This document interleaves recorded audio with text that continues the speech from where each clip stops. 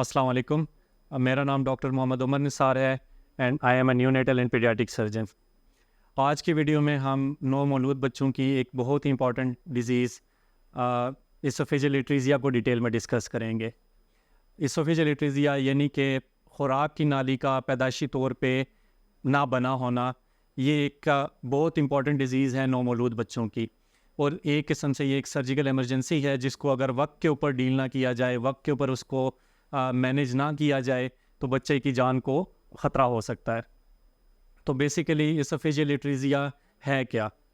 Normally जो बच्चे की खुराक की नाली होती है वो प्रॉपर मुंह से लेके खुराक को मैदे तक लेके जाती है, लेकिन किसी भी वजह से अगर खुराक की नाली आप प्रॉपर ना बन सके तो ये इसमें एक बीच में डिफेक्ट रह जाता है, एक नुक्स रह जाता है, जिसकी वजह से ऊपर वाला जो हिस्सा है खुराक की नाली का वो बंद होता है, जिसकी वजह से खुराक मैदे तक नहीं पहुंच पाती, और जो नीचे वाला हिस्सा होता है वो आया बंद होता है या एबनॉर्मली वो सांस की नाली ट्रैकिया के अंदर खुल रहा होता है। तो ये एक सर्जिकल इमरजेंसी है जिसको वक्त के ऊपर डायग्नोज करना, उसकी तशख़ीस करना और उसको फौरी तौर पर उसका इलाज करना इंतहाई ज़रूरी हो जाता है। और अगर ये वक्त पे इसका इलाज ना किया जाए तो ये बच्चे के लिए ख़तरनाक साबित होता है और बच्चे की जान को ख़तरा होता है। अब इसकी अलामात क्या होती हैं, इसकी तशख़ीस कैसे की जाती है? तो यूजुअली अगर तो वालदा प्रेगनेंसी के दौरान अपना अल्ट्रासाउंड करवा रही होती हैं, 20 हफ्ते के ऊपर एक एनोमली स्कैन होता है जिसमें जिस्म के अज़ा को, बच्चे के जिस्म के अज़ा को डिटेल में देखा जाता है। तो यूजुअली उस स्टेज के ऊपर ऐसी अलामात अल्ट्रासाउंड के ऊपर आ जाती हैं कि जिससे इस चीज़ की तशख़ीस या इस चीज़ का शक ज़ाहिर किया जाता है।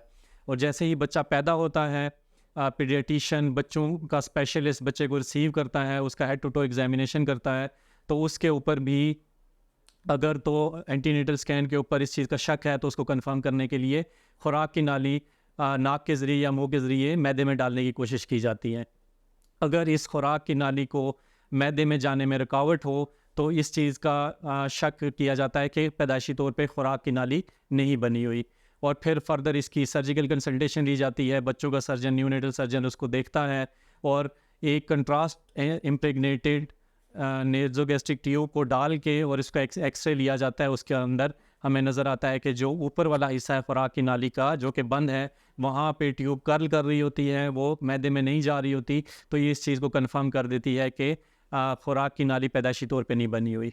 और वक्त के साथ साथ एक्सेसिव फ्रॉथिंग होती है, सलाइवा क्योंकि मुंह के अंदर प्रोड्यूस हो रहा होता है और वो बच्चा स्वेलो नहीं कर पा रहा होता, जिसकी वजह से सारा एक्सेसिव उसकी ड्रूलिंग सेलिवेशन होती है। तो ये इस चीज़ की इंडिकेशन होती है कि वाकई में बच्चे को खुराक की नाली का मसला है। तो जैसे ही एक दफ़ा बच्चे की डायग्नोसिस हो जाती है, बच्चे को NICU में एडमिट किया जाता है, बच्चों के जो इंतहाई निगहदाश्त वार्ड है उसमें एडमिट किया जाता है। उसकी रेगुलर सेक्शनिंग की जाती है कि जो उसका सलाइवा बन रहा होता है उसको रेगुलर सेक्शन करके उसको निकाला जाता है, क्योंकि अगर वो सेक्शन ना की जाए, सलाइवा पूल होता रहे खुराक की नाली में, तो वो पूल होते होते जब भर जाती है, अपर पाउच उसका भर जाता है, तो वो सांस की नाली में ट्रिकल करता है और बच्चे को निमोनिया होना शुरू हो जाता है। तो इसके लिए बहुत ही ज़्यादा इसको क्रिटिकल केयर की ज़रूरत होती है, नर्सिंग केयर की ज़रूरत होती है, प्री ऑप ऑप्टिमाइजेशन की ज़रूरत होती है। ये सारी चीज़ें बच्चों की नर्सरी के अंदर रख के इसको किया जाता है। बच्चे के टेस्ट करवाए जाते हैं मुख्तलिफ़ किस्म के, और दिल का अल्ट्रासाउंड किया जाता है। ये सारी चीज़ें देखने के बाद बच्चे की सर्जरी प्लान की जाती है। और कौन सी किस्म है इसमें खुराक की नाली का ना बना होना, इसकी 5 डिफरेंट टाइप की प्रेजेंटेशंस हो सकती हैं। वो कौन सी किस्म है वो भी टेस्टों के दौरान उस चीज़ को मालूम कर लिया जाता है। और अगर तो गैप बहुत छोटा है, जो हमने टेस्ट किए उसमें हमें पता चला कि जो दोनों ऊपर वाली नाली और नीचे वाली नाली का गैप बहुत कम है, तो सिंगल स्टेज के अंदर इसकी थोरैकोटमी की जाती है या थोरैकोस्कोपिक सर्जरी के ज़रिए छाती को खोल के और इसका आपस में जोड़ लगा दिया जाता है।